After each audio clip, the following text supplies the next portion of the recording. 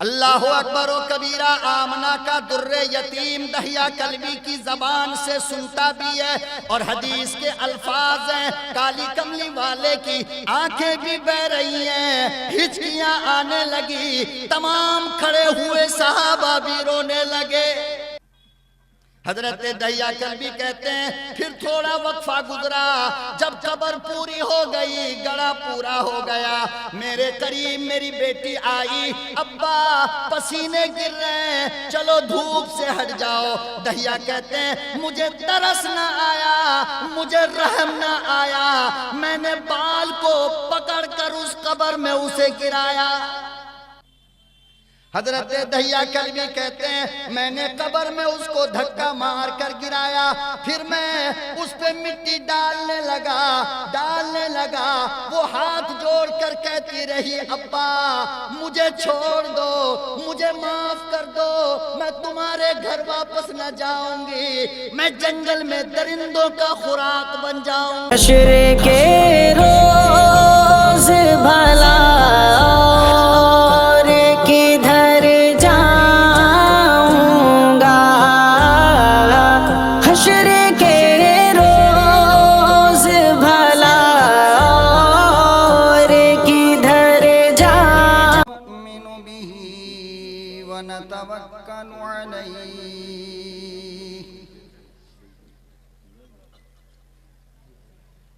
ونعوذ باللہ من شرور انفسنا ومن سیئات اعمالنا،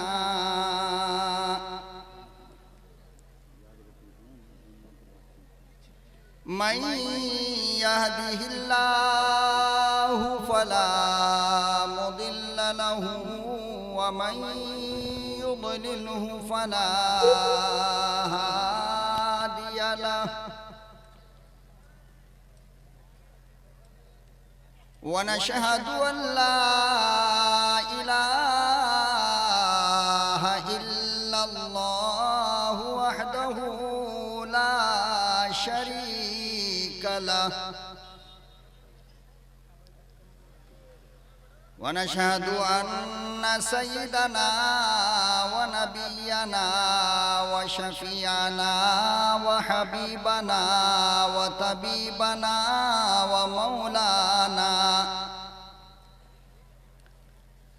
ومولانا محمدا عبده ورسوله، أرسله بالحق بشيرا ونذيرا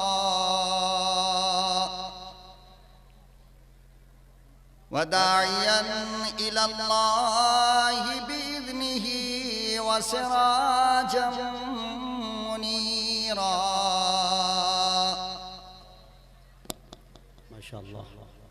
أما بعد فأعوذ بالله السميع العليم من الشيطان الرجيم،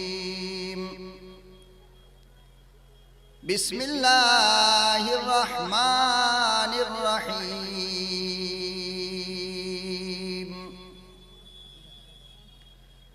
قل إن كنتم تحبون الله فاتبعوني يحببكم الله،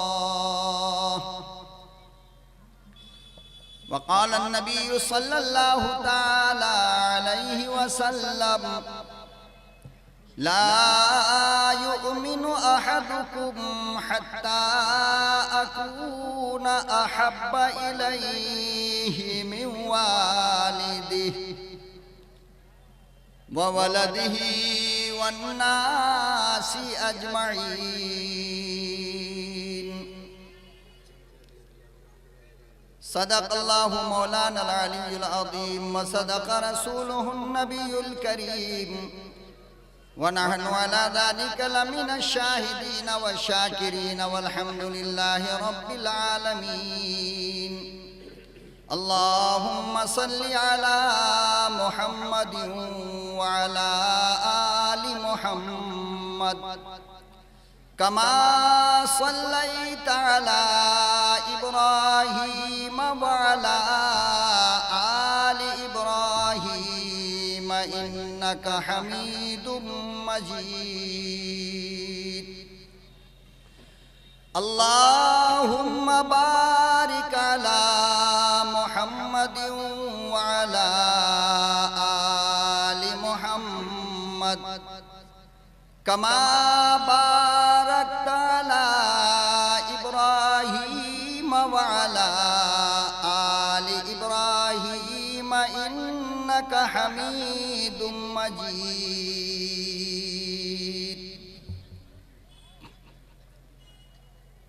نہایت ہی قابل قدر حضرات علماء اکرام، ملک و ملت کے پیارے غیور نوجوانوں، دور دراز کا سفر طے کر کے آنے والے معزز مہمان، نہایت ہی باعظمت اور باوقار خواتین اسلام، میری پیاری لاڈلی ماں اور بہنوں،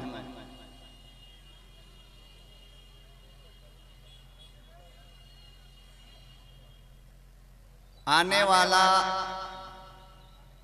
جب کسی اجنبی مقام پر جاتا ہے تو اس کے ذہن کے اندر وہاں کا ایک خاکہ تیار ہوتا ہے. لوگ ایسے ہوں گے، سامعین کی یہ حالت ہوگی، اسٹیج ایسا ہوگا، علماء ایسے ہوں گے. ایک نقشہ ہوتا ہے جو آنے والے کے ذہن میں تیار ہوتا ہے. آنے کے بعد اگر اس نقشے کے خلاف کچھ بھی نظر آئے، اصلاح معاشرہ عنوان ہے آج کے اس جلسے کا. اور میں نے پہلے بھی کہا تھا اور پھر کہہ رہا ہوں کہ معاشرے کی بنیاد ایک آدمی سے پڑتی ہے، فرد سے پڑتی ہے. معاشرے کی بنیاد. ایک اعلان اور کرنا تھا مجھے، مجاہد صاحب کے علاوہ وہ میں کر دوں کہ میری عادت یہ ہے کہ میں آدھا تھکتا ہوں، آدھا سامنے والے کو تھکاتا ہوں. سمجھ رہے ہیں؟ ہم بے وقوف مولوی نہیں ہیں جو اکیلا پسینہ بہاتے رہیں. کم سے کم آپ کو بھی ساتھ دینا پڑے گا. تو تھکیں گے میرے ساتھ انشاءاللہ؟ ہاتھ اٹھا دیں کون کون تھکنے کے لیے تیار ہے. ماشاءاللہ. سمجھئے آپ کا جلسہ پروگرام، آپ کا آنا کامیاب. جو لوگ آئرن، ٹکلی اور گھڑی، موبائل، لنگی، گنجی خرید رہے ہیں، انشاءاللہ صبح ہو جائے گی خریدتے خریدتے، ریٹیں نہیں پٹے گا. جی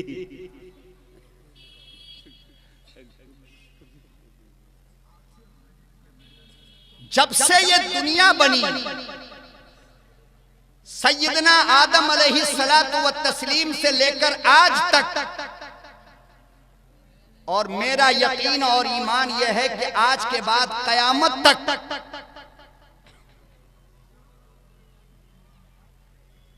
جتنا گندا معاشرہ، معاشرے میں جتنی گندگی آج سے 1450 سال پہلے عرب کے اندر تھی، قیامت آ جائے اتنا معاشرہ کبھی نہیں بگڑ سکتا. میرے آقا کی آمد سے، بولو، میرے آقا کی آمد سے پہلے، قرآن کریم کی آمد سے پہلے، مکے کی، عرب کی، کائنات کی، افراد کی، معاشرے کی جو حالت تھی، اتنی خراب، اتنی گندی حالت قیامت تک نہیں آ سکتی.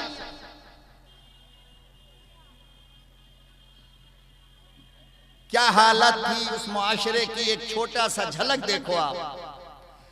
ماں تھی، اس کا ادب نہ تھا. باپ تھے، اس کا احترام نہ تھا.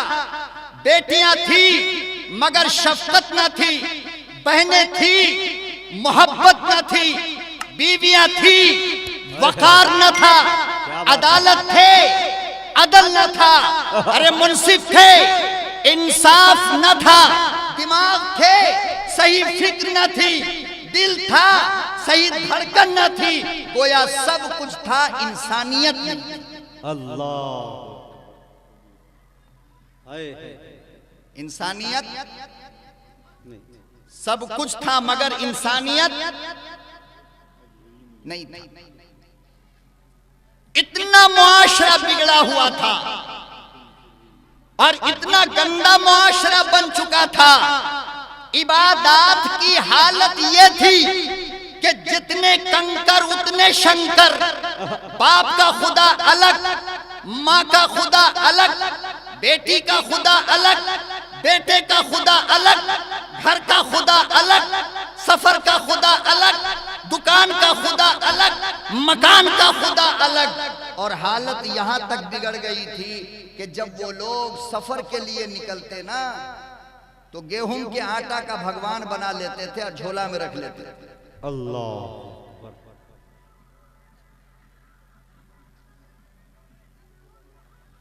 بھگوان بنا کر جھولا میں رکھ لیتے، سفر میں نکل گئے، جہاں پر موقع ملا جھولے سے نکالا، اگربتی جلایا، موم بتی جلایا اور اس کی پوجا پاٹ کر لیا۔ سمجھ میں آئی بات؟ تھوڑا آگے گئے، توشہ ختم ہو گیا، اب آئی ان کی باری، ایک پتھر پہ لیا اور اس کو پھر ٹکڑا ٹکڑا کر کے آٹا بنایا، ستو بنا کر کے پی گیا، وہ چلے گئے اندر۔ یہ حالت ان کے عبادات کے۔ جس بھگوان کی پوجا باپ کرتا تھا ایک گھر کے اندر، اس کی پوجا اس کا بیٹا نہیں کرتا، اور جس کی عبادت بیٹا کرتا اس کی عبادت اماں نہیں۔ 12 مہینے ہیں، 12 دنا 24، اور 24 سے اوپر چلے جاؤ، ہر ایک دن کا رب الگ تھا، منگل کا الگ، بدھ کا الگ، جمعرات کا الگ، جمعہ کا الگ۔ جیسے کہ مسلم معاشرے کے اندر بھی اتنے نام کے الحمدللہ ولی ہیں، پیرا، مزارہ، جمعراتی، منگلا، بدھا، فلانا، ڈھکانا، یہ وہیں سے آیا ہے۔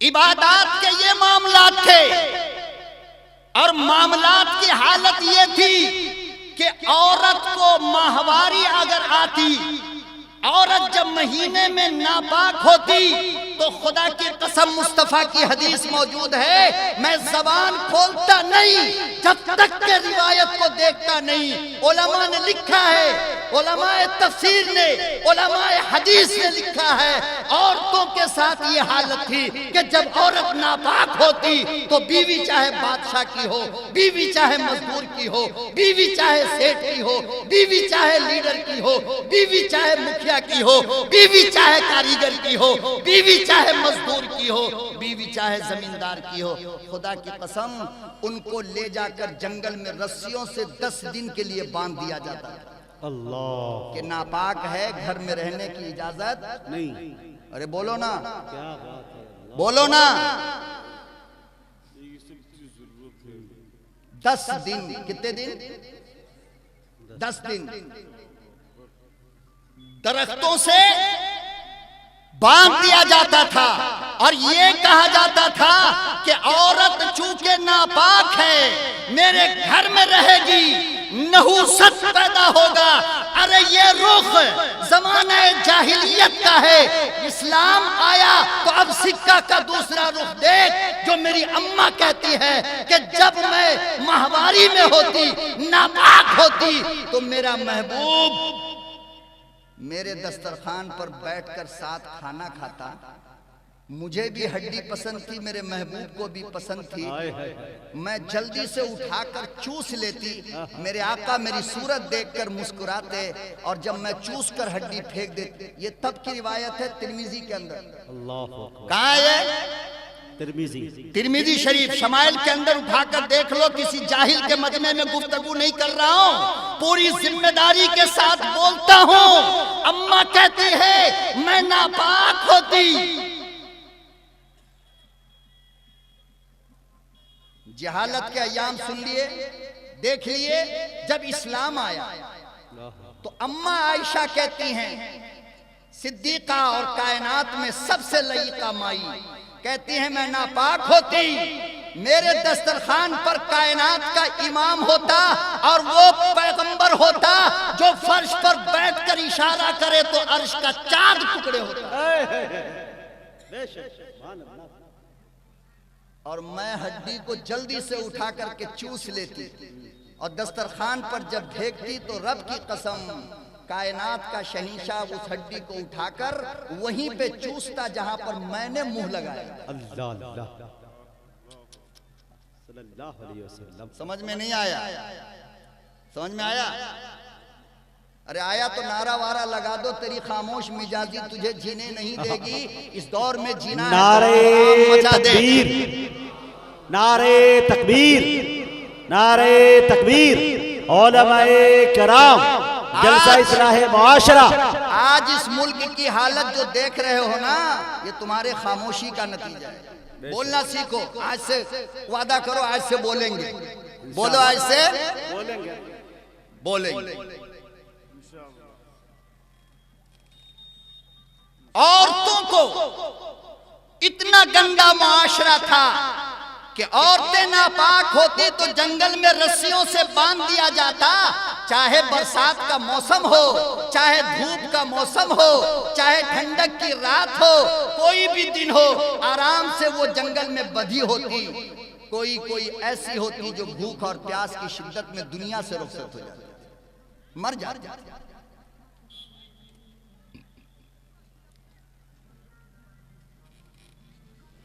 چھوٹی معصوم بچیوں کا یہ حال تھا کہ جب وہ گھر کے اندر پیدا ہوتی تو سب سے پہلے اس کی ماں کو منحوس کہا جاتا اور پھر اس بچی کو زندہ مٹی کے اندر دفن کر دیا جاتا۔ یہ تو اسلام آیا جس نے کہا کہ اے لوگو اپنی دو بیٹی کی پرورش کر لو، پڑھا لو، لکھا لو، شادی کر دو، کل قیامت کے میدان میں فاطمہ کا ابا اور دو بیٹی کا باپ اس طرح ہوگا جیسے شہادت کی اور بیچ کی انگلی ہے۔ اللہ اللہ، یہ میرا اسلام ہے۔ پھر بھی سارا الزام ہم ہی پہ ہے کہ مسلمان عورتوں پہ ظلم کر رہا ہے، مسلمان عورتوں پہ ظلم کر رہا ہے۔ 18 سال کی لڑکی کا نکاح ہوا، سہاگ رات تھی، شوہر کا انتقال ہوا، اسلام نے کہا، مسلمان نے کہا کہ عدت پوری ہو جائے فوراً اس کی دلہنیا کا دوسرا شوہر تلاش کر دیا جائے۔ ہم نے 18 سال کی بٹیا کو زندگی بھر کماری نہیں رکھا، بیوہ نہیں رکھا۔ او ظالمو، اسلام کی طرف انگلی اٹھانے والے دہشت گردو، اسلام کو عورتوں پہ ظلم ڈھانے والا مذہب کہنے والوں، تیرے یہاں قانون کل بھی تھا، آج بھی ہے اور قیامت تک رہے گا کہ اگر ایک رات کی سہاگن کا شوہر مر جائے موت تک دوسری شادی نہیں کر سکتا۔ ظلم کون کر رہا ہے؟ تو کر رہا ہے۔ نعرہ تکبیر، نعرہ تکبیر، علماء کرام، سرزمین مہدی پور، اصلاح معاشرہ، مولانا جمیل صاحب۔ ہمیں کہتے ہو ظالم، یہ ہے مذہب اسلام۔ اللہ اللہ، کیا تاریخ ہے۔ ہمیں کہا تم نے ظالم، 1000 بار سوچ لیا ہوتا، اپنے پنڈتوں سے اپنے مذہبی کتاب کے اندر پڑھوا لیا ہوتا کہ اسلام کس خوبصورت مذہب کا نام ہے۔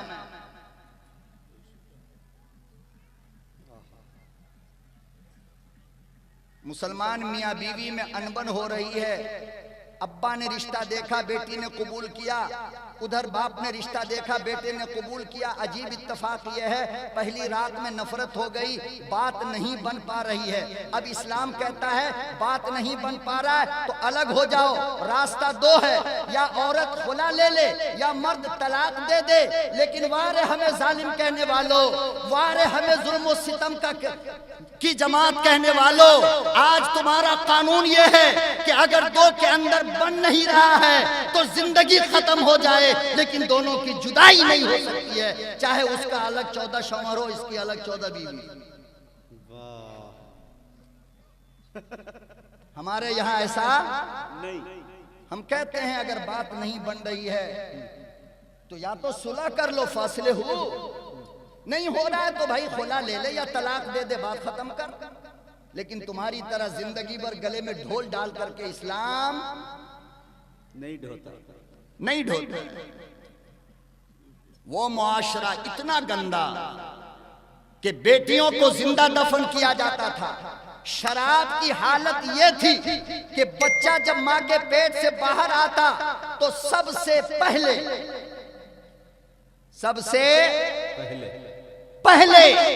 ماں کا دودھ نہیں، بکری کا دودھ نہیں، مکے کے کھجور کا پانی نہیں، زمزم نہیں، بچہ جب ماں کے پیٹ سے باہر آتا تو سب سے پہلے اعلیٰ کوالٹی کا وکسی اس کے تالو میں لگایا جاتا تھا۔ گویا بچے کو بچپن سے بتایا جاتا تھا کہ تم کو شرابی بننا پڑے گا۔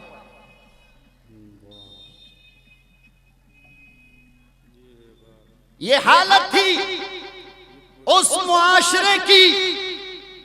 غیبت کو فخر سمجھا جاتا تھا، جھوٹ بولنے کا مقابلہ ہوتا تھا، رشوت خوری عام تھی، زنا عام تھا، گنڈا گردی عام تھا، لڑکیوں کو جلانا عام تھا، لڑکیوں کو زندہ دفن کرنا عام تھا، ہزاروں خدا کی پوجا عام تھی۔ مگر وہاں سے کچھ آج کا معاشرہ بھی الگ تو نظر نہیں آ رہا آپ کو؟ دونوں میں کچھ یکسانیت آج بھی موجود ہے، یکسانیت آج بھی موجود ہے۔ شراب وہاں بھی تھا، شراب آج بھی ہے، عورتوں پہ ظلم وہاں بھی تھا، عورتوں پہ ظلم یہاں بھی ہے، اور ظلم بڑھ گیا 2014 کے بعد۔ نہیں سمجھ رہے ہماری بات؟ ہم سب کھال کا بال نکال کے بولے کہ کلے ہتھ کڑی پہن لیں، ارے کچھ اشارہ بھی سمجھو، کچھ اشارہ بھی سمجھو۔ ظلم وہاں بھی، ظلم یہاں بھی، وہاں دفن کی جاتی تھی عزت کے ساتھ، اور یہاں جلائی جاتی ہے بے عزت ہو کر۔ پہلے آبرو لوٹی جاتی ہے اور پھر جلائی جاتی ہے۔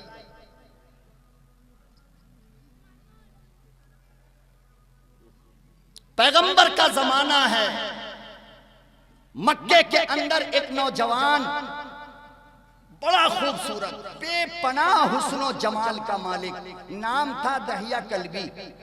کیا نام تھا؟ زور سے بولو۔ دہیہ کلبی۔ اتنے خوبصورت تھے کہ جب وہ گلی میں نکلتے، جیسے ہمارا سفیان ہے نہیں، نظر نہیں لگانا بھائی، دیکھو ابھی لمبا سفر اس کو طے کرنا ہے، بڑا خوبصورت تھا دہیہ کلبی، اتنا اسمارٹ، اتنا خوبصورت کہ حدیث کی کتابوں میں آتا ہے کہ جب وہ راستے پہ نکلتا مجاہد تو عورتیں دروازے سے جھانکی مار کر کے دیکھا کرتی تھیں، اتنے خوبصورت۔ اتفاق یہ ہوا کہ ایک مرتبہ اس جوان پر میرے آقا کی نظر پڑ گئی صلی اللہ علیہ وسلم۔ اب یہ بھی بولنا پڑے گا کہ جب لفظ محمد آئے تو صلی اللہ علیہ وسلم، آپ بولو نا زور سے، خود بولو نا۔ نظر پڑ گئی،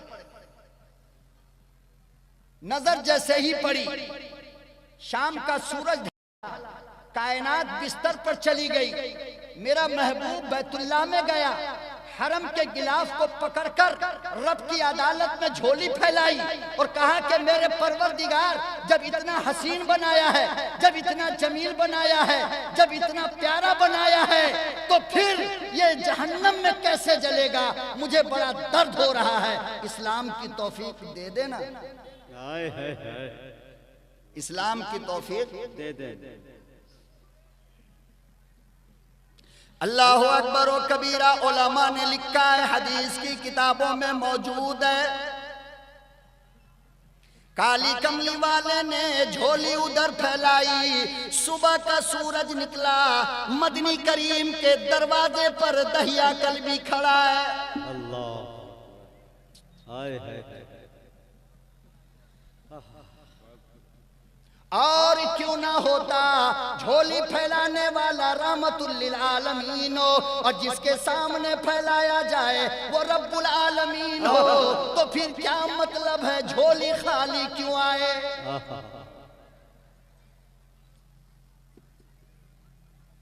دروازے پر دہیا کلبی حسن و جمال کا پیکر کھڑا ہے۔ آقا صلی اللہ علیہ وسلم آگے بڑھے، استقبال کیا، فرمایا دہیا جلدی آ جا، اندر آ جا، لگتا ہے میرے رب نے دعا قبول کر لی۔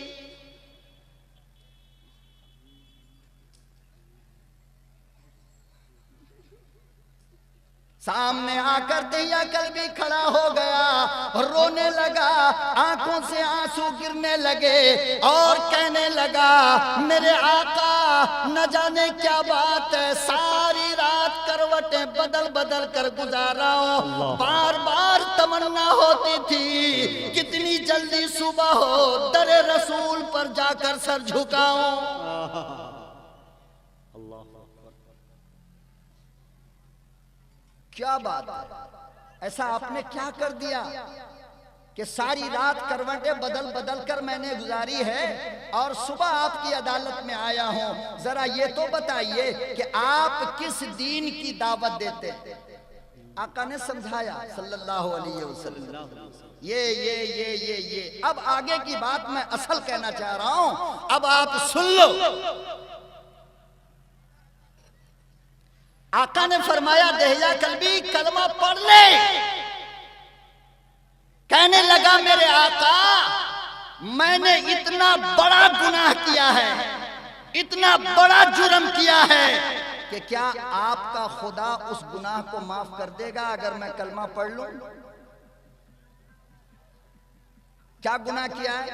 کہا کہ اصل میں میں اپنی قوم کا سردار ہوں، میں اپنی قوم کا سردار ہوں، اور میری قوم میں میرے قبیلے کا قانون یہ ہے کہ کوئی بھی بیٹی پیدا ہوگی تو اس کو زندہ دفن کیا جائے گا۔ میں نے اپنے ان ہاتھوں سے 70 بیٹیوں کو دفن کیا۔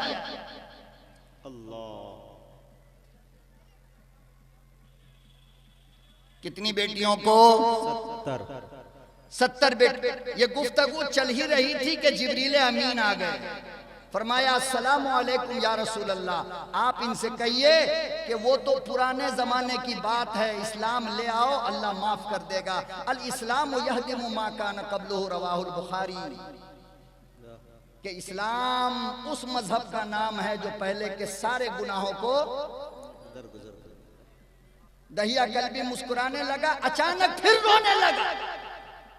جبریل امین چلے گئے، پھر رونے لگے دہیا کلبی۔ آقا نے فرمایا کہ اب کیوں رو رہا ہے؟ کہا کہ اس سے بھی بڑا ایک جرم ہے، اس سے بھی بڑا ایک جرم ہم سے ہوا ہے۔ کہا وہ کیا؟ کہا کہ اصل میں میری بیوی کو ایک مرتبہ بچہ ہونے والا تھا اور وہ حالت حمل میں تھی، میں ملک شام تجارت کے لیے نکل رہا تھا، میں نے اپنی بیوی سے کہا کہ دیکھ اگر بیٹا ہو تو پرورش کرنا، اگر بیٹی ہو تو مٹی میں دفن کر دینا۔ یہ کہہ کر میں تجارت کے لیے چلا گیا۔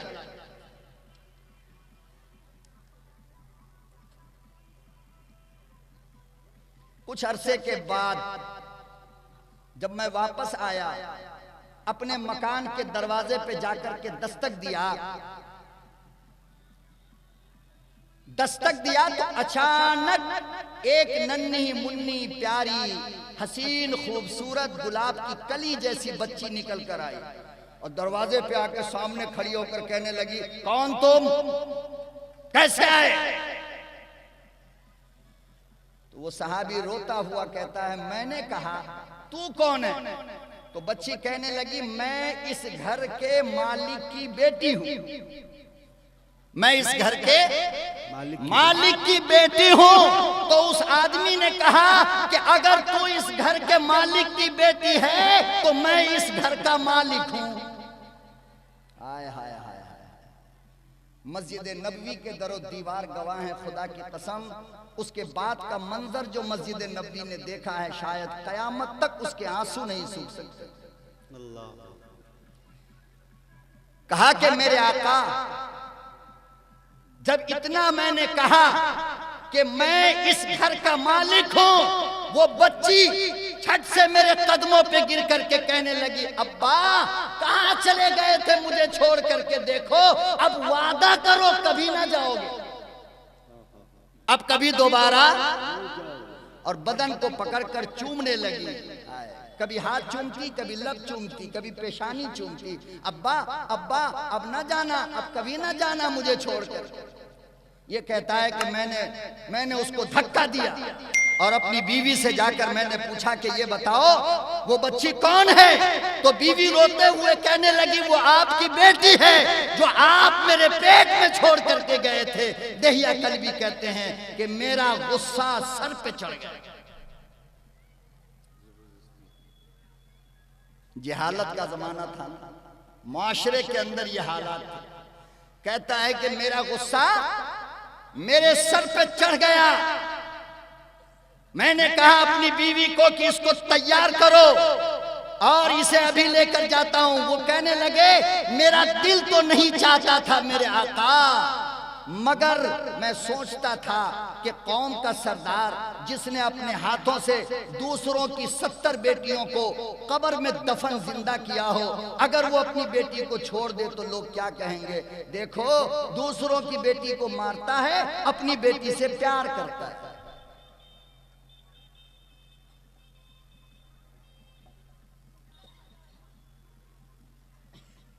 کہنے لگے بس یہ وجہ ہے کہ میں نے اس کو تیار کیا اور ایک ہاتھ میں کدال لیا اور ایک ہاتھ سے اس معصوم سی کلی کو میں نے پکڑا۔ جب دروازے کے باہر نکلا وہ بچی کہنے لگی ابا نانی کے ہاں لے کے جا رہے ہو کیا؟ بازار سے کھلونا دلانے لے کے جا رہے ہو کیا؟ کبھی آگے جاتی، کبھی پیچھے آتی، کبھی ہاتھ کو چومتی، کبھی پاؤں کو پکڑتی، خوشی کے مارے کہ شاید ابا کہیں گھمانے لے کر جا رہے۔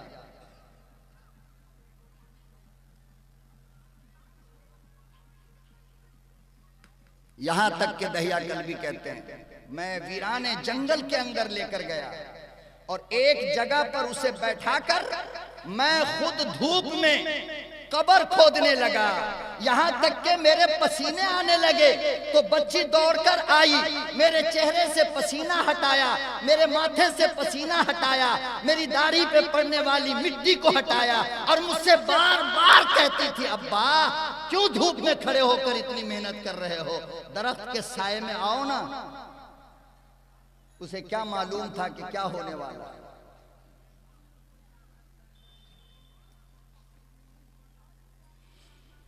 اللہ اکبر و کبیرہ، آمنہ کا در یتیم دہیا کلبی کی زبان سے سنتا بھی ہے اور حدیث کے الفاظ ہیں، کالی کملی والے کی آنکھیں بھی بہ رہی ہیں، ہچکیاں آنے لگی، تمام کھڑے ہوئے صحابہ بھی رونے لگے۔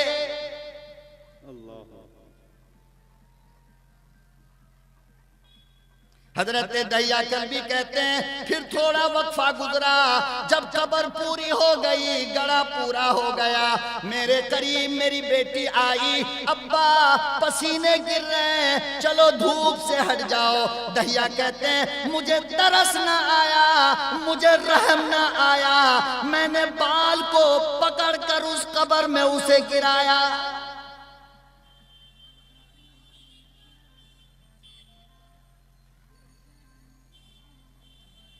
حضرت دہیا کلبی کہتے ہیں میں نے قبر میں اس کو دھکا مار کر گرایا، پھر میں اس پہ مٹی ڈالنے لگا، وہ ہاتھ جوڑ کر کہتی رہی ابا مجھے چھوڑ دو، مجھے معاف کر دو، میں تمہارے گھر واپس نہ جاؤں گی، میں جنگل میں درندوں کا خوراک بن جاؤں گی۔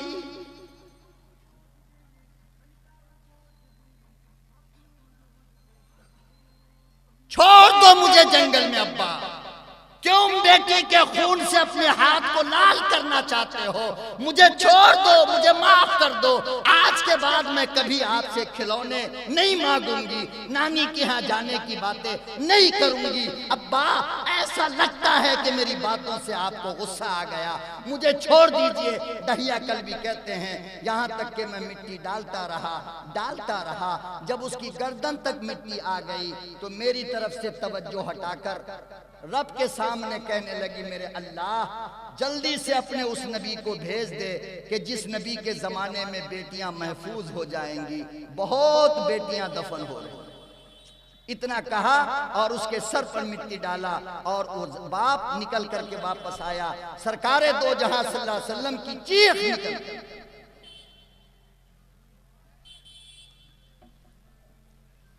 یہ حالات اس معاشرے کا تھا، ذرا اپنے معاشرے پہ نظر ڈالو تو اس سے زیادہ گندی حرکت اور اس سے زیادہ نیچ حرکت عورتوں کے ساتھ، بیٹیوں کے ساتھ ہوتا ہوا آپ کو نظر آئے گا۔ مجاہد حسنین حبیبی بیٹھا ہے، پوچھو لکھنؤ شہر کے اندر ایک شاعر گزرا ہے فانی بدایونی،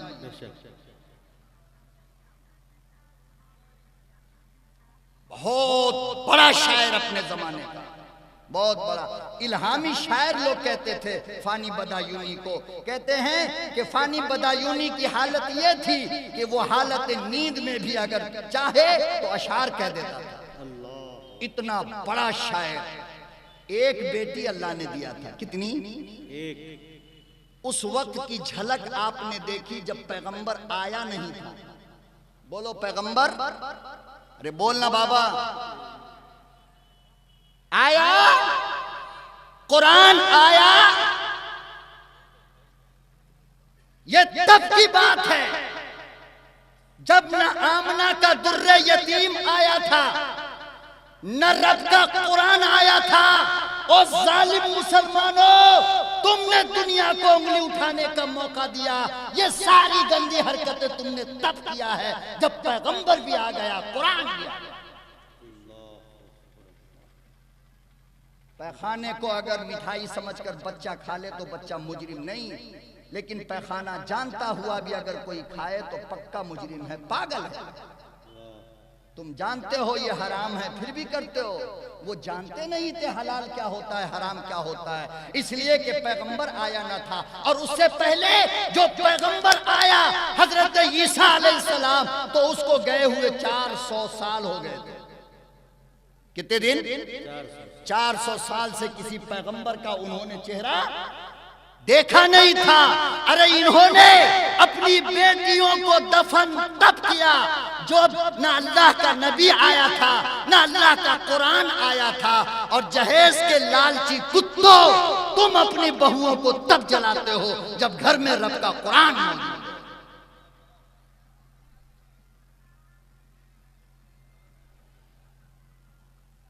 وہ کہہ سکتے ہیں کہ میرے پاس نہ قرآن تھا نہ تیرا نبی تھا، آپ کیا کہو گے مجھے بتاؤ؟ آپ کو پتہ نہیں کہ گالی حرام ہے؟ آپ کو پتہ نہیں کہ رشوت حرام ہے؟ آپ کو پتہ نہیں کہ غیر کی عورتوں کو دیکھنا حرام ہے؟ آپ کو پتہ نہیں کہ کسی اجنبی کا خیال حرام ہے؟ آپ کو پتہ نہیں کہ بہن کے حق کو مارنا حرام ہے؟ آپ کو پتہ نہیں کہ جہیز کے نام پر سور کا گوشت کھانا حرام ہے؟ سب کچھ پتہ ہے آپ کو، پھر بھی کرتے ہو۔ اللہ کو کیا جواب دو؟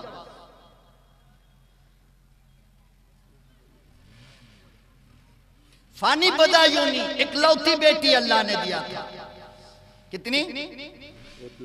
ایک بیٹی، جوان ہوئی، لاڈ میں پڑھایا لکھایا، جوان ہوئی، رشتہ ڈھونڈا، فانی صاحب کے تعلق سے لکھا ہے کتابوں کے اندر کہ اس وقت اس زمانے میں ضروریات زندگی کا کوئی سامان ایسا نہیں تھا جو فانی نے اپنی بیٹی کو جہیز میں نہ دیا۔ سارا سامان، گاڑی گھوڑا، اس کی رسی، اس کا نکیل، اس کا چارہ تک دیا گیا، ہر سامان۔ ہاں، نقد رقم، نقدی پیسہ جتنے کا وعدہ کیا تھا اس میں سے کچھ پیسہ رہ گیا تھا کہ نکاح کے بعد دے دوں گا۔ بارات نے کھانا کھا لیا، باراتی تیار ہو گئی، رخصتی کا وقت آیا۔ اللہ اللہ جب بیٹی کو فانی بدایونی اپنے دروازے پہ نکل کر رخصت کر رہے تھے تو جانتے ہو اپنی بیٹی کے کان میں جا کر فانی بدایونی نے کہا تھا کہ بیٹی رخصت اپنے گھر سے ہو رہی ہو، جب واپس آؤ گی تو مکان کرائے کا ہوگا۔ کہا ابا کیوں؟ کہا اس لیے کہ تمہارے جہیز کو پورا کرنے کے لیے اپنا مکان بھی میں نے بیچ دیا، اپنا مکان بھی میں نے بیچ دیا۔ جس طرح بیل کا میلہ لگتا ہے، بیل کا، یہ ایک دانت کا بیل ہے اتنے ہزار کا، یہ ادنت ہے اتنے ہزار کا، یہ دو دانت والا اتنے کا، یہ تین دانت والا اتنے کا۔ اسی طرح آج مسلم معاشرے کے اندر بیٹا کا میلہ لگ رہا ہے۔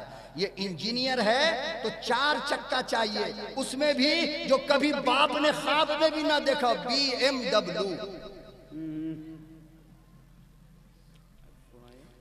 ڈاکٹر ہے اتنا چاہیے، انجینئر ہے اتنا چاہیے، مکینک ہے اتنا چاہیے، کارپینٹر ہے اتنا چاہیے۔ الحمدللہ میں مولویوں کی طرف سے بحیثیت وکیل کے چیلنج کے ساتھ یہ کہنا چاہتا ہوں کہ سب سے سستے ریٹ میں اگر کوئی بکتا ہے تو مولوی بکتا ہے۔ مولوی کی قیمت، حالانکہ اگر قاسمی کوئی ڈیمانڈ کر دے نا تو یاد رکھو دنیا کے تمام عہدے قاسمی کے جوتیوں پہ، لیکن مولوی ہے جس نے دین کا کھمبا بن کر دین کو سنبھالے رکھا ہے، یاد رکھو۔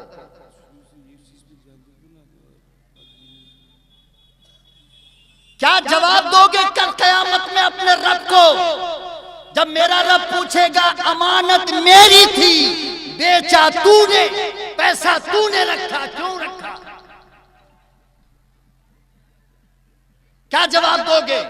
بیٹا انجینئر تھا، ڈاکٹر تھا، بارسٹر تھا، زمیندار کا تھا، نیتا کا تھا، لیڈر کا تھا، پروفیسر تھا، اور یہ تھا اور وہ تھا۔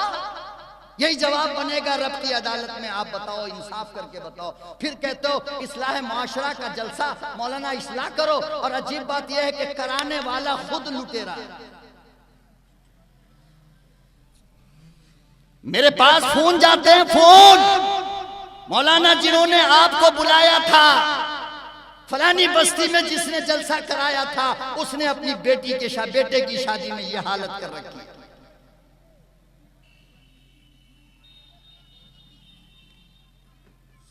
یاد رکھو مسلمانوں، شادی فقط 6 چیز کا نام ہے۔ کتنے چیز کا؟ بس یہ 6 چیز سن لو اور اس کے بعد میں آپ سے رخصت ہونا چاہتا ہوں۔ صرف 6 چیز کا نام ہے، اس میں 2 فرض ہے۔ کیا ہے؟ 2 فرض، 1 واجب اور 3 سنت۔ کتنے ہوئے؟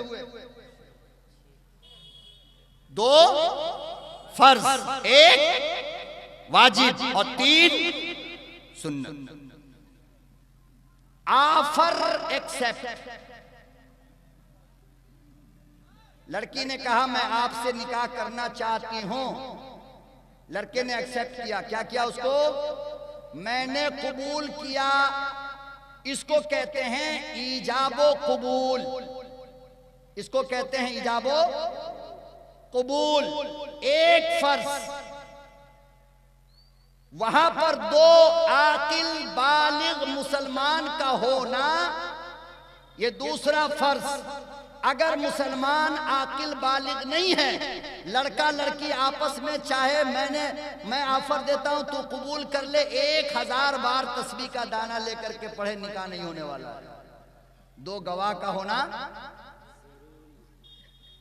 ارے میری بات سمجھ رہے ہیں یا میں الگ لینگویج میں بات کر رہا ہوں؟ آپ کی زبان ہے نا یہ، بالکل سیدھی سادھی۔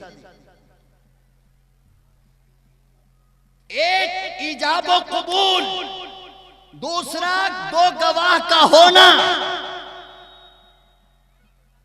اب یہ ایجاب و قبول سے پہلے والا جتنا سسٹم ہمارے یہاں چل رہا ہے، اس میں سے کسی سسٹم کی روایت فقہ کی کتاب میں یا حدیث کے اندر موجود نہیں۔ پہلے لڑکی کو دیکھو انگوٹھی پہناؤ، پھر لڑکا کو دیکھو انگوٹھی پہناؤ، پھر کپڑا پہناؤ، پھر رسم کرو، پھر اس کے بعد تاریخ میں 100 کم سے کم حرام خور کو بلاؤ، تب تاریخ ڈالو۔ حرام کھانے میں جو جتنا ماہر ہو، ان سب کو تاریخ کے دن بلاؤ، اور اتنا کھائے گا کہ ڈھکار بھی نہیں لے گا۔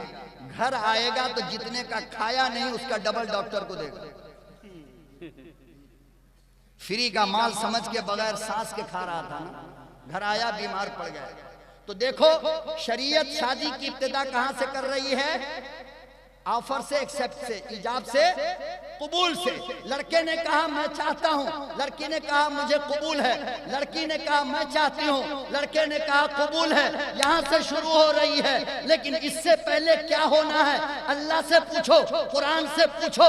اگر میں جھوٹا ہوں میری بات کو میرے منہ پر مارو۔ اس سے پہلے جو ہونا ہے، قرآن نے کہا فَانْكِحُوا مَا طَابَ لَكُمْ مِنَ النِّسَاءِ۔ اے میرے بندو، جو لڑکی تم کو اچھی لگے اس کو نکاح کا پیغام دے۔ فَانْكِحُوا مَا طَابَ لَكُمْ، جو لڑکی تجھے اچھی لگے۔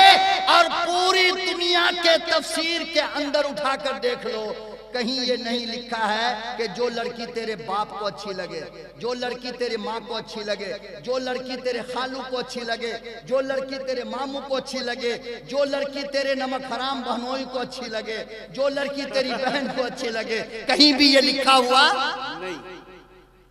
قرآن کہہ رہا ہے تو کرے گا نا، تجھے نبھانا ہے نا۔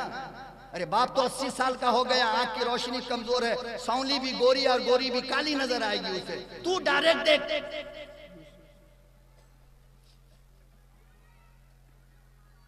ہو کیا رہا ہے؟ کیا ہو رہا ہے؟ ساری دنیا اٹھ کر کے جائے گی، بچے کی قسمت میں واٹس ایپ پر ایک فوٹو جائے گا بس۔ اور اگر بہت زیادہ ایڈوانس ہے تو ویڈیو کالنگ اسٹارٹ۔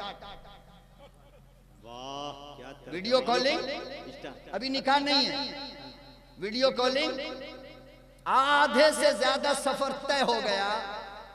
اب جب باپ کے مطابق سفر شروع کرنے کی بات آئی تو بیٹے نے کہا ابا اس کو تم 6 مہینہ پہلے کینسل کر دیا، کہاں اچھی تھی۔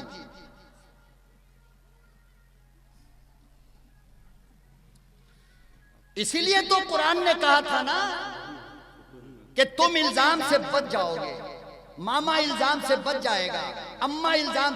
آج جب بھی کوئی لڑکا اپنی بیوی کو طلاق دیتا ہے یہ جملہ کہہ کر کے میری پسند نہیں بڈھا تو پسند کیا تھا۔ اسی لیے قرآن نے اس دروازے کو بند کیا، کہا کہ سن فن کے ہو تو نکاح کر ما تابا جو تجھے اچھی لگے۔ یہ نہیں کہا کہ نکاح نہیں کرنا ہے، ما تابا جو تجھے اچھی لگے اسے لو لیٹر دینا شروع کر دے، یہ نہیں کہا ہے۔ ماں تابا جو اچھی لگے اس سے تو نکاح کر۔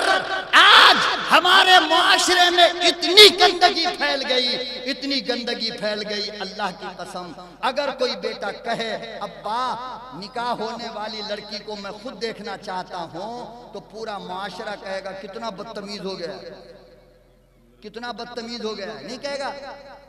نہیں کہے گا کتنا بدتمیز ہو گیا؟ وہ بدتمیز نہیں ہے، اس لیے کہ اس کو اللہ کہہ رہا ہے دیکھنے کے لیے بڈھا تو بدتمیز ہے کہ تو اپنے ہونے والی بہو کو جو ابھی غیر محرم ہے، جس کا دیکھنا تیرے لیے حرام ہے، تیرے بھائی کے لیے حرام ہے، تیرے ماموں کے لیے حرام ہے، تمام مردوں کے لیے حرام ہے۔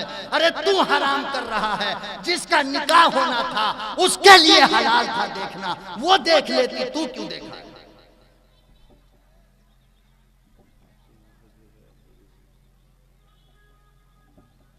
تو شادی 6 چیز کا نام ہے۔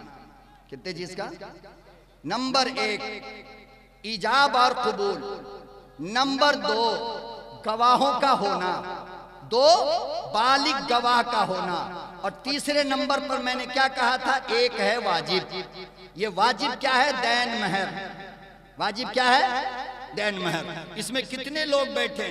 کسی کا 6 بچہ، کسی کا 8 بچہ، کسی کا 10 بچہ۔ سلامی حرام تھا تو نکاح سے پہلے، اور دین مہر واجب تھا تو مرنے کے وقت کہتا ہے بیوی کو معاف کر دے۔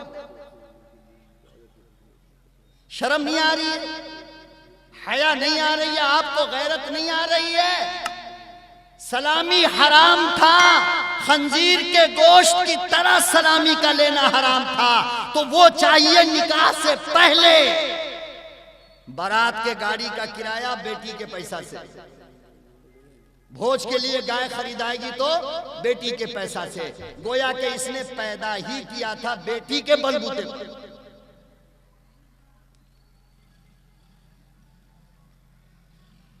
تو تیسری چیز جو واجب ہے وہ کیا ہے؟ دین مہر۔ دین مہر کا دینا واجب ہے۔ اور ایک بات کان کھول کر کے سن لو، کسی نے بتایا یا نہیں بتایا مجھے معلوم نہیں، لیکن میں آپ سے بتا دوں، آپ مرنے کے ٹائم جو اپنی بڈھی سے کہلواتے ہو کہ دین مہر معاف کروا دو، تو یاد رکھو اگر وہ معاف بھی کر دے گی تو معاف ہونے والا قیامت کے دن اللہ وصول کر کے دے گا ہی دے گا، وصول کر کے دے گا۔ یہ 3 ہو گیا۔ 3 ہے سنت۔ کتنی؟ نکاح کے وقت خطبہ پڑھنا، نکاح کے وقت خطبہ پڑھنا، خطبے کے بعد ایجاب و قبول ہو گیا، نکاح ہو گیا، اس کے بعد کھجور، بولو کھجور، کھجور نہیں بولو گے؟ زور سے بولو۔ پہلی سنت خطبہ مسنونہ، دوسری سنت کھجور۔ ایک ایک آدمی بولو، اس سے آگے ہم نہیں بڑھنے والے۔ کھجور، سب جھوٹ بول، جھوٹ بول۔ یہی تو ہمارا ماتم ہے نا کہ سنت کا پتہ نہیں ہے، بدعت کا پتہ ہے، سنت کا پتہ نہیں۔ پوری زندگی پیغمبر کے نبوت والے 23 سال کی بات کر رہا ہوں میں، جتنے نکاح میرے آقا نے پڑھائے، جتنے نکاح صحابہ نے پڑھے اور پڑھائے، میرے آقا کی 11 بیویاں، خدا کی قسم کسی کے نکاح کے بعد کھجور بانٹا نہیں گیا۔ کھجور پھر کیا ہوا؟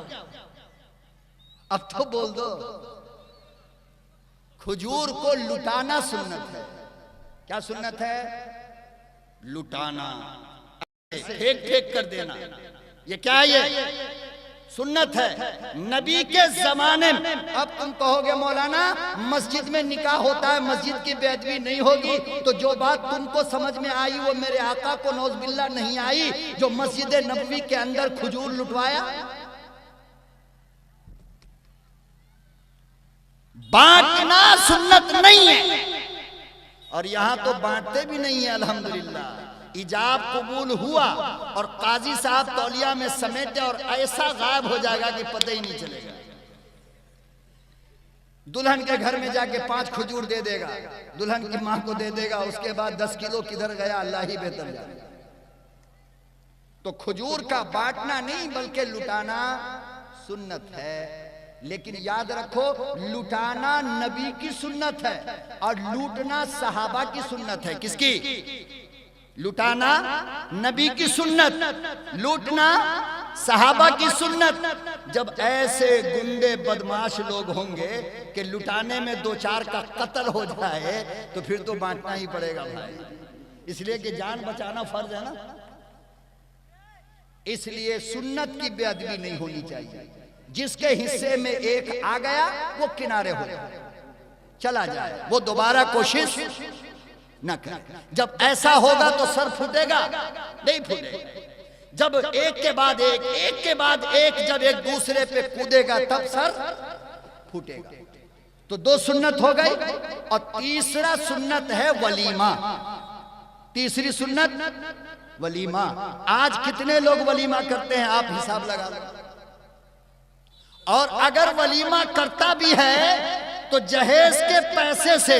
تو آپ سن لو کہ گدھے کو شیر کا خال اڑانے سے گدھا کبھی شیر نہیں ہوتا. تم حرام کے پیسے سے ولیمہ کرو گے تو ولیمہ سنت میں شمار نہیں کیا جائے گا. اتنی آسان چیز کو آج اس قوم نے اتنا مشکل کر دیا کہ خدا کی قسم نہ جانے کتنی بیٹیوں کے ہاتھ کی مہندی کا رنگ بھی قبر میں جا کر کے ختم ہو رہا ہے. اور نہ جانے کتنی بیٹیاں آج سولی پہ چڑھ گئی, زہر کھا کے مر گئی. باپ کی مزدوری دیکھ کر, باپ کی محنت کو دیکھ کر جوان لڑکیاں آج تمہارے حرام خوری کی وجہ سے خودکشی کر رہی ہیں.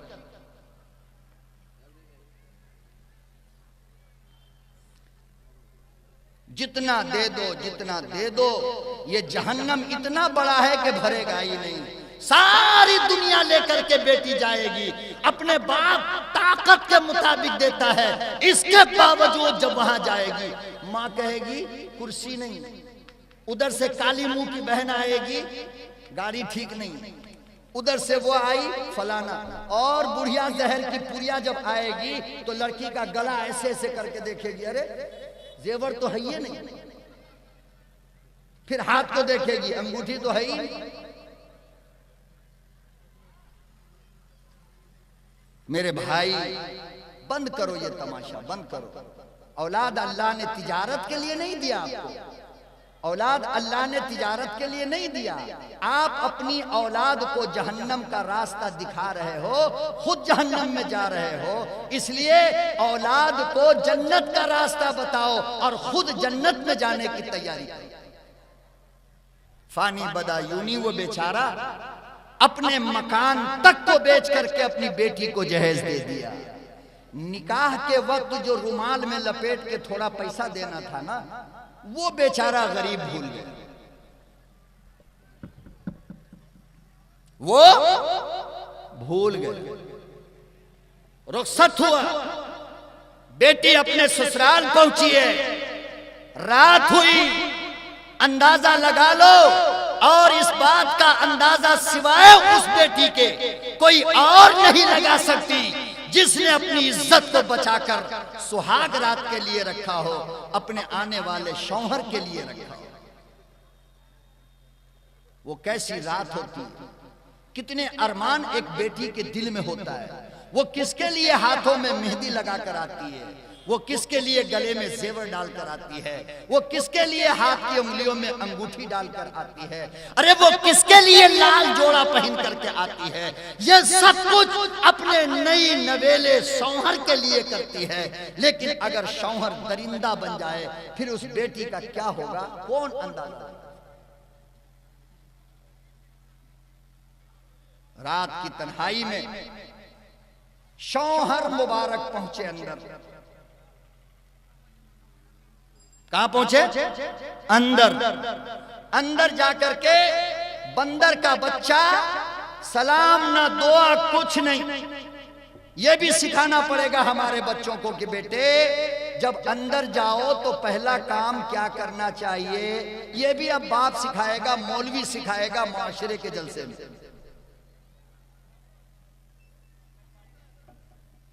باوضو ہو کر جانا نبی کی سنت, کوئی خوشبو لے کر جانا میرے آقا کی سنت, کچھ میٹھا لے کر جانا میرے آقا کی سنت. پھر جانے کے بعد پیشانی پر ہاتھ رکھ کر کے اللہ سے دعا مانگنا, اے اللہ تو اس کو میرے لیے خوبصورت بنا دے اور ہمیں اس کے لیے خوبصورت بنا دے.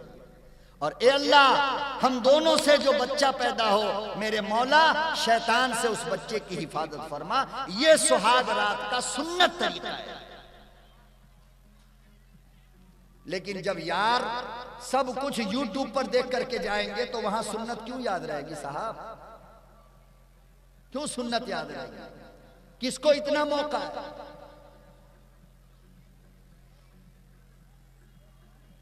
شوہر اندر گیا، جانے کے بعد سب سے پہلا جملہ یہ کہا اپنی بیوی سے کہ تیرے باپ نے جس پیسے کا وعدہ کیا تھا اس میں سے اتنا پیسہ کم ہے، نکاح کے وقت دینے کی بات کی تھی، تیرے باپ نے وہ پیسہ نہیں دیا ہے، لہٰذا وہ پیسہ کہاں ہے؟ بیٹی نے کہا ایک دن کا موقع دو، جب میں واپس جاؤں گی ابا سے مانگ کر لاؤں گی، آپ کے حوالے کر دوں گی۔ شوہر نے کہا تجھے 1 گھنٹے کا بھی موقع نہیں، کیوں نہیں لائی؟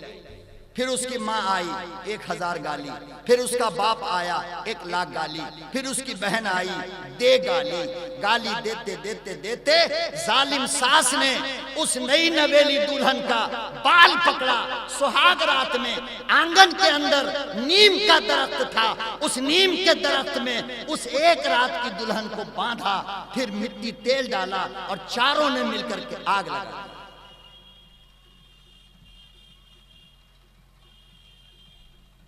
وہ تب کی بات تھی نا جب قرآن نہیں تھا، پیغمبر نہیں تھا، یہ تو اب کی بات ہے جب اللہ کا قرآن بھی ہے اور نبی کی سنت بھی۔ وہ دفن کرتے تھے، یہ جلاتے ہیں۔ کون ایسا دن ہے کہ جس دن اخبار کے اندر یہ نیوز نہ آتا ہو آج فلانی بستی میں بیٹی جہیز کے چکر میں جلائی گئی، آج فلانی بستی کے اندر بیٹی سونے چاندی کے چکر میں جلائی گئی؟ پھر تم کیا امید رکھتے ہو کہ اگر کسی روش پہ تمہاری بستی چلتی رہی تو کروڑوں معاشرے کے جلسے کرا لو، اصلاح قیامت تک نہیں ہو سکتی۔ پہلے آپ کو ایک کو سدھرنا ہے، ایک باپ کو بدلنا ہے۔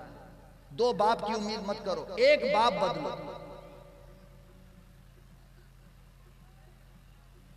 اور یہ عہد کرو کہ اللہ نے چاہا تو ہماری شادی نکاح کے ان 6 قانون کے مطابق ہوگی۔ کتنے؟ اٹھاؤ میرے بچوں، جوانوں، اپنے ہاتھ اٹھا کر کے مجھے گواہی دو۔ یہ 6 طریقے پر باپ یہ وعدہ کر کے ہاتھ اٹھائے کہ ہاں انشاءاللہ یہی 6 طریقہ ہمارے نکاح میں ہوگا، اور آج کے بعد جہیز کے نام پر 1 روپیہ بھی ہمارے لیے ایسے ہی ہوگا جیسے اپنے سگی ماں کے ساتھ 76 مرتبہ زنا کرنا۔ توبہ کرو، گھر سے شروع کرو، گھر سے شروع کرو۔ ایک اینٹ جب مضبوط ہوتی ہے نا، رب کی قسم عمارت مضبوط ہو جاتی ہے۔ ایک اینٹ اگر کمزور ہو پوری عمارت گر جاتی ہے۔ کیوں آپ نے ٹھیکہ لے رکھا جلسہ کرا کے؟ پورے معاشرے کی اصلاح کا نہیں، معاشرے کی اصلاح جلسوں سے نہیں، معاشرے کی اصلاح ایک فرد سے ہو۔ ہم اپنے گریبان کو جھانکیں اور دیکھیں کہ ہمارے اندر کیا غلطی ہے، ہم اپنے آپ کو سدھاریں، ہمیں دیکھ کر دوسرا خود سدھر جائے گا۔ یہ مولوی کو 2 گھنٹہ چیخنے کی کیا ضرورت پڑی؟ جلا دیا، آگ لگا دیا فانی بدایونی کے اکلوتی بیٹی کو۔ جب آگ کا شعلہ آنگن میں بھڑکنے لگا، پڑوس کے لوگوں نے دیکھا، فانی بدایونی کو خبر کیا گیا کہ آپ کی بیٹی کو جلا کر کے راکھ کر دیا گیا ہے۔ اللہ اکبر و کبیرہ۔ اے لوگو، اکلوتی باپ، اکلوتی بیٹی کا ابا جب یہ خبر سنا، اپنے گھر کو سجا رہا تھا کہ میری بیٹیاں آئے گی، میرا داماد آئے گا، کھانے کا انتظام کر رہا ہے، کمرے کا انتظام کر رہا ہے، وہ تو نہ آئی، بیٹی کے موت کی خبر۔ اسی وقت فانی بدایونی کپڑے کی دکان پر گیا اور کفن کا کپڑا خریدا، اپنے جیب میں لے کر کے اپنی بیٹی کے یہاں گیا، کفن جیب میں رکھا۔ اللہ اکبر و کبیرہ۔ اندازہ لگاؤ رب کی قسم پروردگار کو کتنا جلال آیا ہوگا اس منظر کو دیکھ کر۔ فانی بدایونی دیوانہ پاگل بن کا ہوا، اپنی جلی ہوئی بیٹی کے مکان پر گیا، آنگن میں بیٹی کی لاش رکھی ہے، پورا بدن جلا ہے۔ فانی بدایونی سرہانے میں کھڑے ہو گئے اور جیب سے کفن کا کپڑا نکالا اور کہنے لگا اب آیا یاد اے،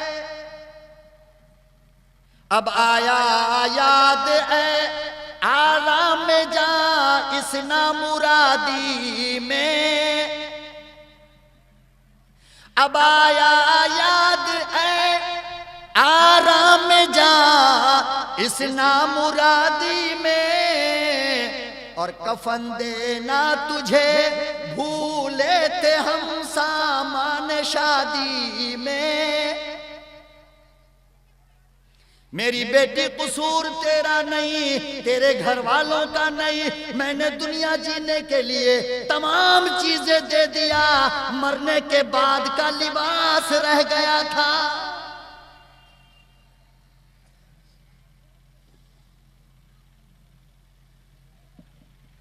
میری بیٹی ذرا آنکھ تو کھول، میں تیرا کفن بھی لے کر آ گیا، یہی قصور تیرے ابا کا تھا اور دوسرا کوئی جرم نہیں۔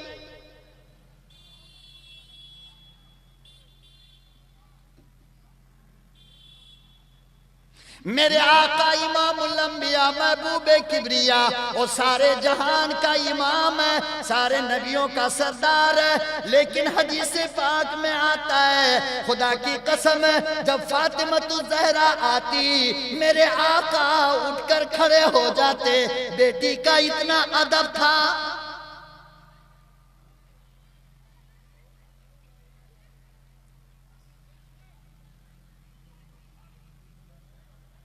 او بیٹیوں کو جلانے والوں ذرا یہ تو سوچو، کل قیامت کے دن حسنین کے نانا کو کیا منہ دکھاؤ گے؟ فاطمہ کے ابا کو کیا جواب دو گے؟ جس نے بیٹیوں کو اتنا لاڈ کیا ہو، جس نے بیٹیوں کو اتنا پیار کیا ہو، وہ قیامت کے دن پوچھے گا، جواب کیا بنے گا؟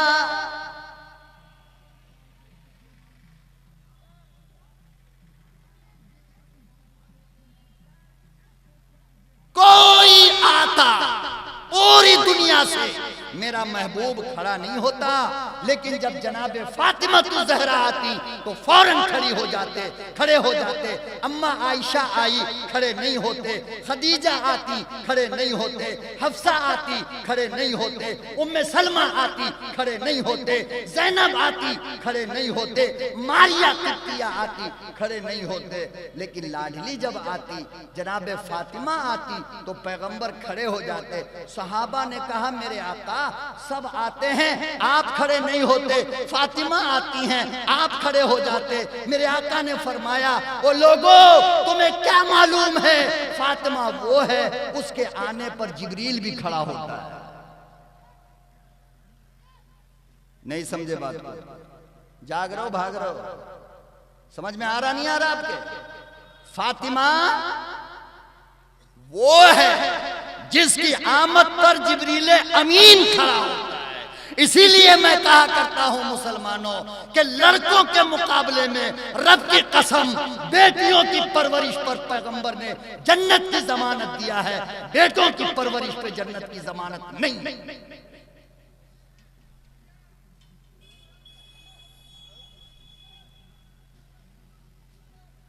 آج بیٹیوں کو جلاتے ہو، جہیز کے نام پہ تمہیں غیرت نہیں آتی، تمہیں شرم نہیں آتی، تمہیں حیا نہیں آتی۔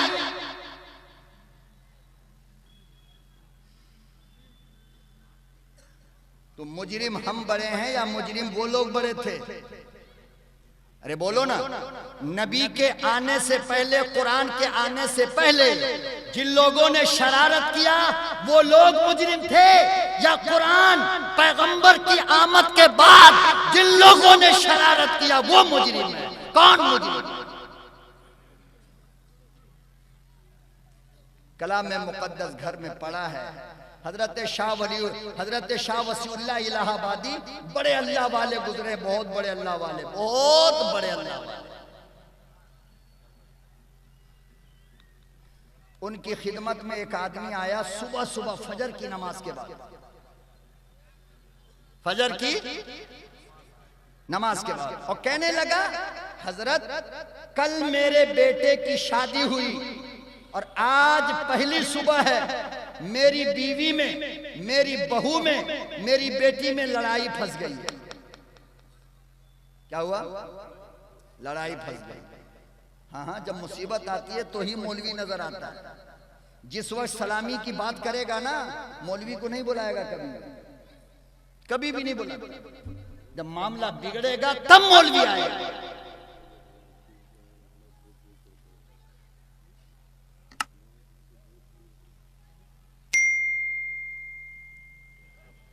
حضرت نے فرمایا اچھا رات شادی ہوئی، صبح لڑائی ہونے لگی. کہا جی، کہا کہ ایسا ہے کہ آپ کے بیٹے کی شادی میں جو کرایہ کی گاڑی گئی تھی، شاید کہ کرایہ والے کا کچھ کرایہ رہ گیا ہو. کہا حضرت اس کے کرایہ سے زیادہ میں نے دیا ہے. کہا کہ اچھا، آپ کے بیٹے کی شادی میں جس بھنگن نے برتن دھویا ہے مزدور نے، شاید اس کی مزدوری رہ گئی ہو. کہا حضرت اس کی مزدوری سے زیادہ دیا ہے میں نے. کہا کہ اچھا، تمہارے گھر میں قرآن ہے؟ کہا کہ ہاں قرآن تو ہے. تو کہا کہ تم نے اس کا حق دیا؟ اب بیچارے کا پتلون گندا ہو گیا. اب کیا جواب دیا؟ حضرت شاہ وسیع اللہ الہ آبادی رحمت اللہ علیہ کہنے لگے او لوگو، اس شادی میں برکت کہاں سے آئے گی؟ اس شادی میں خیر کہاں سے آئے گا جس میں سارے لوگوں کا حق دیا گیا ہو، قرآن کے حق کو مارا گیا ہو؟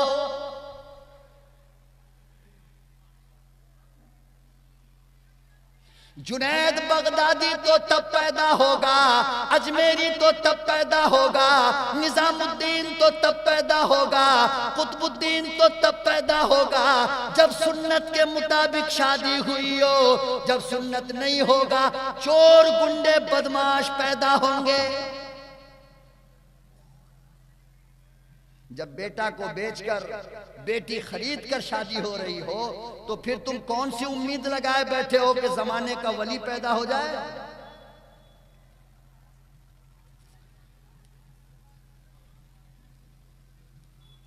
شاہ صاحب نے فرمایا یاد رکھو، اللہ کے قرآن کی بے حرمتی تم نے کیا ہے، کلام مقدس کے قانون کو تم نے توڑا ہے. اب لڑائی کو روکنے والی طاقت کوئی نہیں ہو سکتی ہے.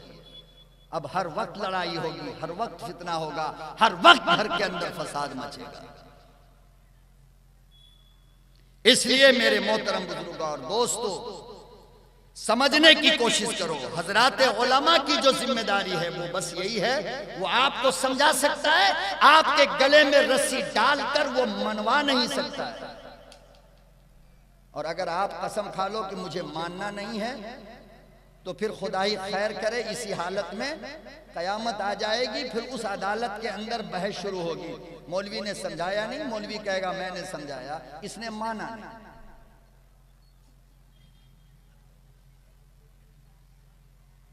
ضرور ہوگی اصلاح میرے بھائیو، لیکن اس کے لیے ضروری ہے یہ کہ ہم لوگ اپنے گھر کے اندر پہلے باپ اپنی اصلاح کرے، اسے دیکھے گا بیٹا سدھر جائے گا.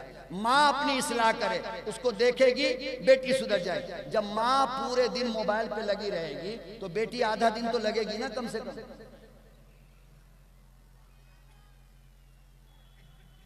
ارے بول بھائی، لگے گا نہیں؟ جب بیٹا کے سامنے باپ سگریٹ مارے گا تو بیٹا کم سے کم بیڑی تو پیے گا؟ نہیں پیے گا. جب باپ گٹکا کھائے گا بیٹا کے سامنے تو بیٹا کم سے کم کھینی تو مارے گا.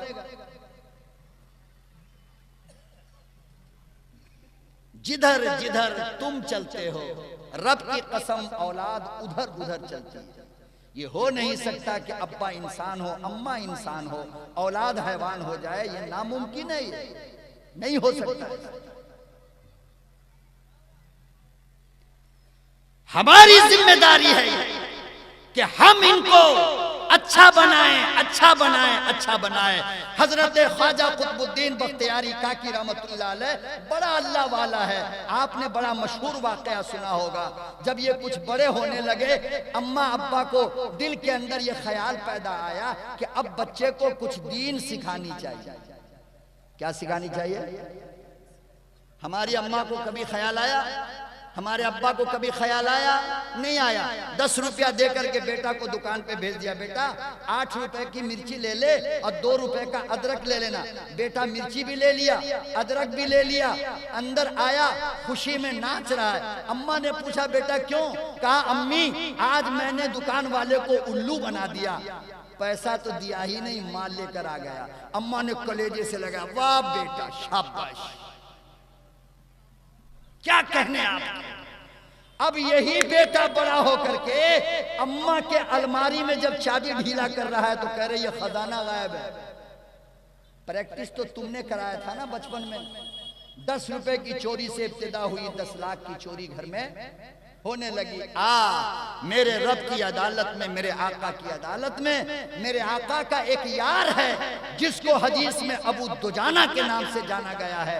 جانتے ہو نماز فجر پیغمبر کے ساتھ پڑھتے تھے مسجد نبوی کے اندر، لیکن دعا مانگنے سے پہلے چلے جاتے، دعا مانگنے سے پہلے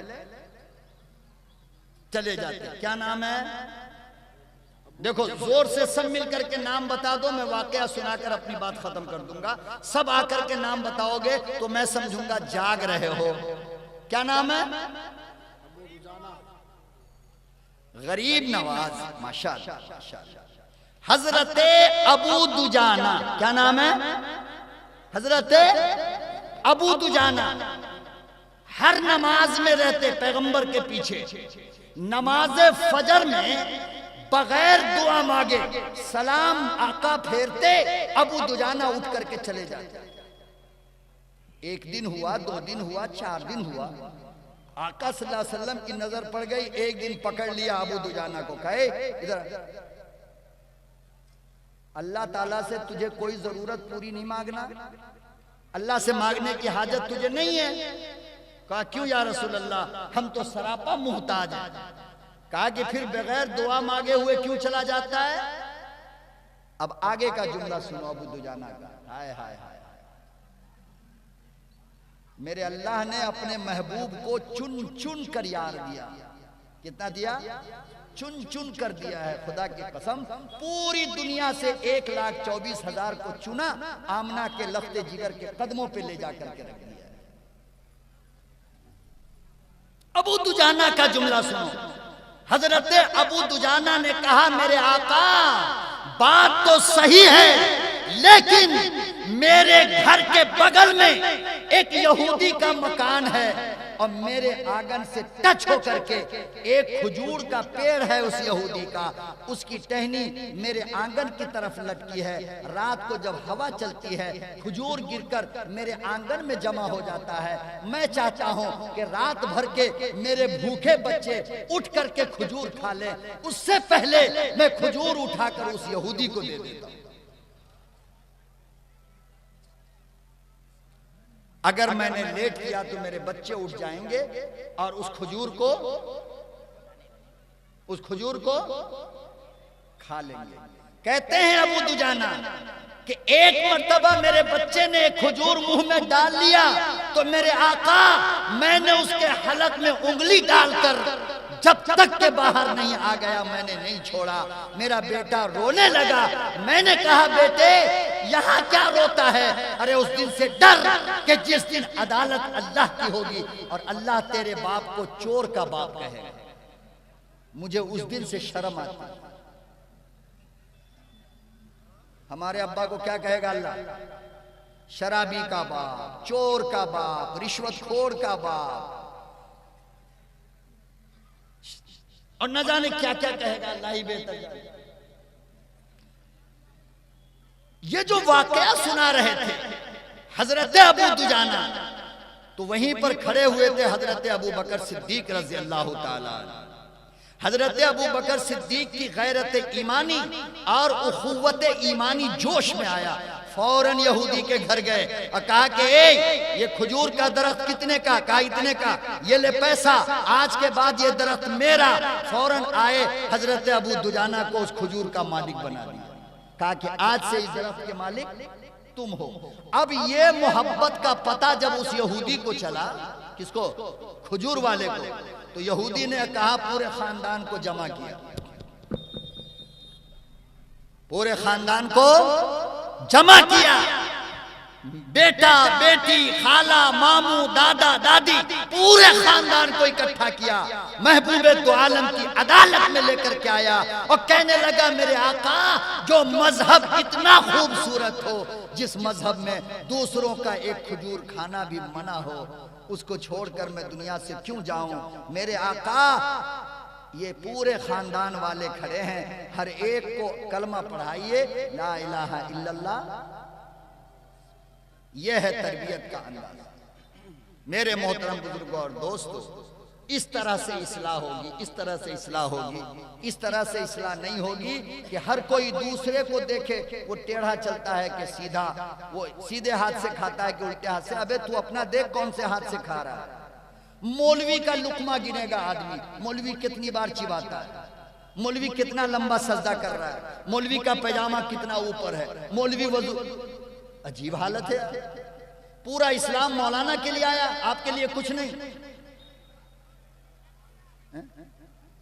امام صاحب اگر کسی کو نظر اٹھا کے دیکھ لے امامت ختم، کیوں؟ حرام ہے۔ متولی صاحب دن بھر بیٹھ کر کے ٹی وی میں ناچ گانا سب دیکھے، متولی سے کوئی نہیں ہٹا رہا ہے، کیونکہ یہ سارا قانون قرآن کا صرف مولانا لوگوں کے لیے، ہمارے لیے۔ میرے بھائی اپنے گریبان کو جھانکو، خدا کی قسم معاشرہ سدھر جائے۔ کیا ہوگا؟ معاشرے کی اصلاح ہو جائے۔ اپنے بچوں کی فکر کرو، دوسرے کے بچوں کو مت دیکھو کتنی دیر تک کہاں کھڑا ہو کر کے بات کرتا ہے۔ اپنے بچے کا حساب کرو کہ کہاں جا رہا ہے، کیا کر رہا ہے۔ اللہ پاک ہم سب کو ان ٹوٹی پھوٹی اور بے ترتیب باتوں پہ عمل کی توفیق عطا فرمائے۔ مجاہد حسنین حبیبی اسٹیج سے اترنے کے بعد یاد رکھو ایک بات، جب دوبارہ اسٹیج پہ آئے تو سمجھو الارم بج چکا ہے، الارم بچ چکا ہے۔ خاص کر کے جب بالکل سامنے آ کے بیٹھے اور بھی معاملہ گڑبڑ ہے۔ اللہ نے زندہ رکھا، مجمع کو آپ نے من کے مطابق کیا تو پھر انشاءاللہ ملاقات ہوگی۔ یار زندہ صحبت باقی۔ وآخر دعوانا ان الحمدللہ رب العالمین۔